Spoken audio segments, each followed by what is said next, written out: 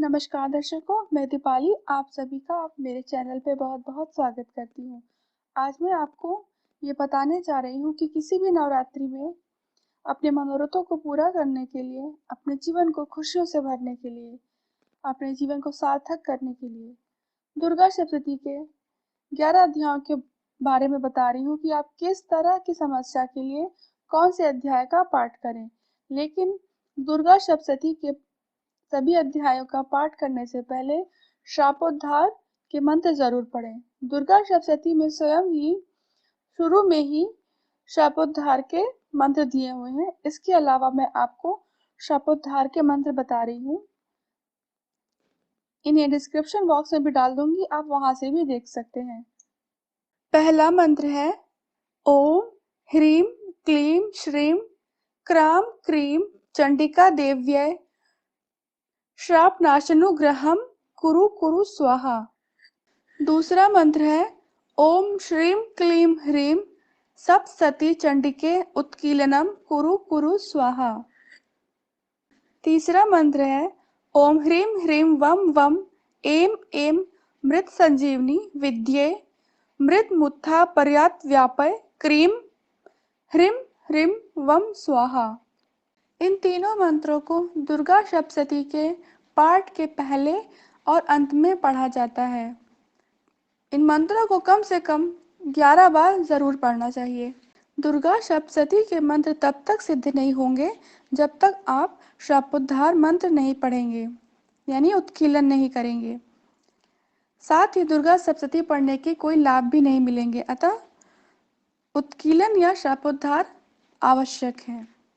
उत्कीलन या शापोद्धार के मंत्रों के जाप से भी बड़ी से बड़ी मुसीबतों से छुटकारा मिलता है।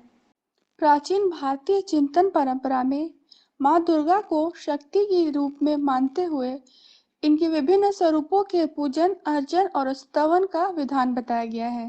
माँ जगदम्बा की आराधना करके मनवांछित फल पाएं, कौन से अध्याय का पाठ करने से क्या मिलता है उसका विवरण मैं दे रही हूँ, जो आपके काम आएगा। इसका लाभ आप जरूर उठाएं। दुर्गा सप्तशती के प्रथम अध्याय का पाठ होता है हर प्रकार की चिंता को मिटाने के लिए और उसका बहुत ही जल्दी समाधान प्राप्त होता है। दूसरे अध्याय का पाठ होता है मुकदमे झगड़े आदि में विजय पाने के लिए। तीसरे अध्याय का पाठ होता है शत्रु से छुटकारा पाने के लिए। चौथे और पांचवें अध्याय का पाठ होता है शक्ति भक्ति और दर्शन के लिए। छठे अध्याय के पाठ से डर शक बाधा दूर होती है। सातवें अध्याय के पाठ से हर प्रकार की मनोकामनाएं पूरी होती हैं। आठवां अध्याय मिलन या मिलाप और वशीकरण के लिए लाभप्रद है। नवां और 10वां अध्याय खोए हुए या गुमशुदा की तलाश के लिए एवं पुत्र प्राप्ति के लिए लाभप्रद है।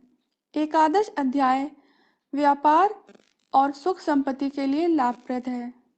द्वादश अध्याय मान सम्मान ख्याति और हर प्रकार के सौभाग्य और लाभ के लिए लाभप्रद है। त्रयोदश अध्याय भक्ति प्राप्ति के लिए लाभप्रद है। दुर्गा सप्तशती के किस अध्याय के पाठ से क्या लाभ मिलता है, ये तो मैंने आपको बता दिया। अब मैं आपको बता रही हूँ दुर्गा विसर्जन क्यों करते हैं। कहते हैं बेटी पराया धन होती है, उसे एक न एक दिन अपने मायके यानी माँ बाप का घर छोड़कर अपने ससुराल यानी पति के घर जाना ही पड़ता है। विवाह के बाद बेटियां अपने मायके मेहमान की तरह आती हैं और चली जाती हैं। यह परंपरा सदियों पुरानी नहीं बल्कि युगों पुरानी है। माँ दुर्गा भी अपने बच्चों के साथ इस पृथ्वी पर आती हैं, यानी अपने मायके आती हैं और कुछ दिन बिताकर वापस अपने ससुराल शिवलोक चली जाती हैं।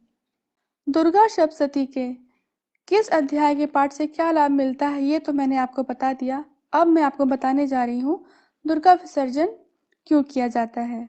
कहते हैं बेटी पराया धन होती है, उसे एक न एक दिन अपना मायका यानी माँ बाप का घर छोड़कर अपने ससुराल यानी पति के घर जाना ही पड़ता है।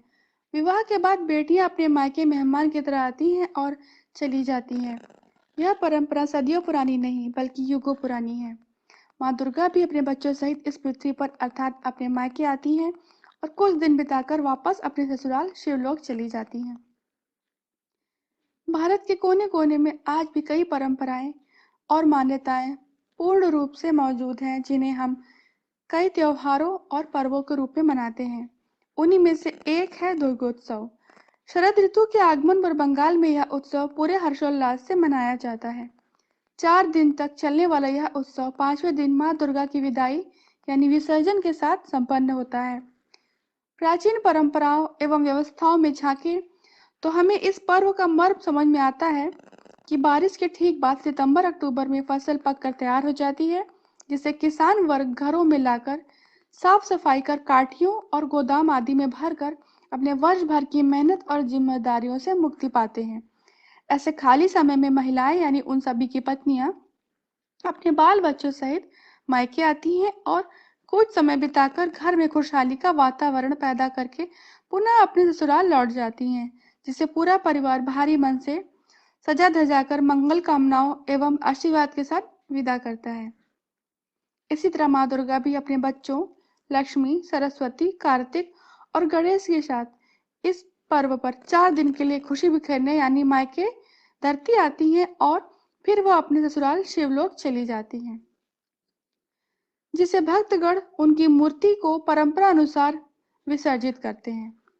मूर्ति विसर्जन से पहले माँ दुर्गा को पूरी तरह सजाया और संवारा जाता है। महिलाएं शगुन के तौर पर एक दूसरे की मांग और कड़े में सिंदूर लगाती हैं। बंगाल में इस उत्सव का खास महत्व है, जिसे सिंदूर खेला कहा जाता है। माँ के सुहाग की लंबी आयु की कामनाओं का प्रतीक यह सिंदूर खेला पूरे वातावरण में उमंग और मस्ती का माहौल पैदा कर देता है। फिर थोड़ी देर बाद माँ की विदाई का समय आ जाता है और सबकी आंखें भर जाती हैं।